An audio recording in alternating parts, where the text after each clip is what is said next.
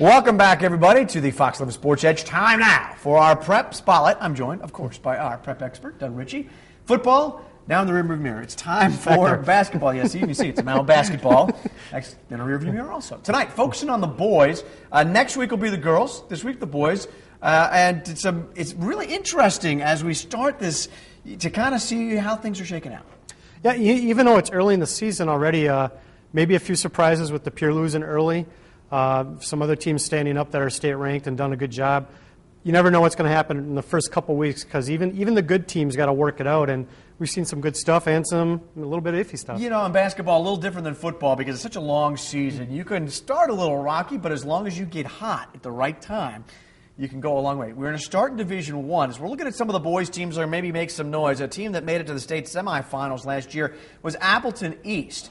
Appleton East, of course, opening up with a couple of wins. They've still got some good talent in this team. Real good talent. Friday they played Oshkosh West, battle of unbeatens.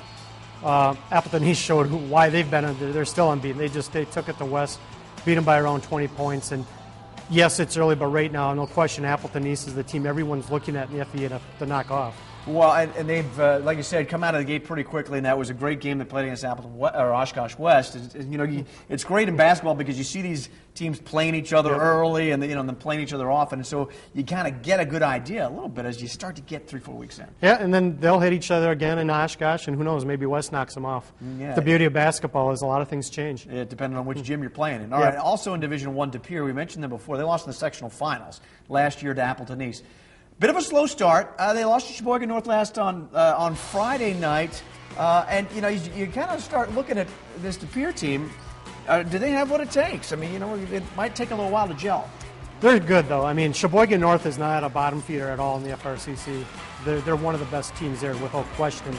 This was maybe a minor upset, but North traditionally is a strong program, so maybe De Pere was believing a little too much of itself. I don't know. It's probably a good loss. Yeah. And they can use that, and who knows? Maybe they win 21 in a row before postseason. Yeah, a little bit of hype here, perhaps, but maybe we start talking about the Sheboygan teams and where they're going because, like you said, definitely not near the bottom in that. No, both Sheboygan schools are good, so that's not a horrible loss, no question. Well, how about Bayport? We talk about the Pirates, and Bayport is always pretty competitive in basketball. What are they looking like this year? Same thing. Even though they lose players every year, they bring players in every year. They got it going now. Bayport took care of Southwest on Friday. Not a big surprise there. And again, them and De Pere are going to be battling this one out. And I think De Pere and Bayport, they're probably more beatable now than they are later, just because good teams are always going to get better, and Bayport's one of those teams. And as you mentioned, especially in basketball, it's as they get the conditioning down and get the basketball legs on. A lot of these kids are playing football up until a month ago at the latest for some of them, and just about 2 weeks ago for some of these kids. Yeah, you got to get your football legs off and put your basketball legs on. Sometimes that takes time. I always remember those first 2 days of the basketball practice in high school.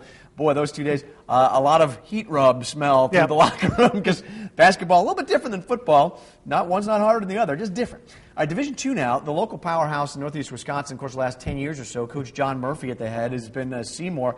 Seems like the Thunder always in it, but they lost to Kiel in the sectional finals this past year, and it's been a while since they've gotten to Madison.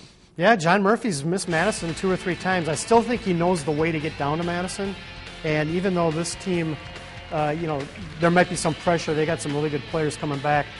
I think they're going to be a little bit more focused this year to get back because they got Romback, who got a D2 scholarship. You start with him. These guys are good, and I think it's going to be tough to prevent them from going back to Madison. And, we mentioned the Seymour and the Thunder. They've got such a great youth program throughout that area, and there are a lot of great programs around, but a lot of these kids have been playing together since they were in 3rd grade. Yep, they've been playing together for a long time. They've been playing the Seymour system, which makes a big deal. And I think Seymour is one of the first teams to do that with Murphy. John knows what to do. Yeah. I mean, he's going to have them ready in the postseason. All right, well, there aren't the only teams, of course, around our area. Still a lot of teams that are looking to have big years. Let's take a look at some of the other divisions. In Division III, Roncalli, brilliant, who made it to Madison last year. There's still a lot of talent there, too. Yep, Roncalli got one of the best players in our area, Ben Stelzer, the quarterback, now throwing in over 20 a game for the Jets. They're going to be tough. Brilliant, great postseason experience last year. They're going to be, one of the factors in D3. And then if you want to go to Division IV, Oshkosh Lord's a team I know. They got Joe Brooks, a very good guard that can score 20 a game if needed. So there's some, in the lower levels, we got some really good teams. And remember now, it used to be just the 4 divisions, now we got the 5 divisions. And so some of these teams now moving back a division. NEW Lutheran, Surrey, a couple of teams that are going to be making some noise this year for sure. Yep, those two teams, obviously New Lutheran, a runner-up last year at state. Now they'll go down to D5. Maybe they hit Surrey, and that would be an unbelievable match if we could see that happen. Both those teams, I think, got a really good chance to go deep. It's going to be fun to watch. 5 divisions, it kind of changes things a little bit. We're not used to that, so it's going to be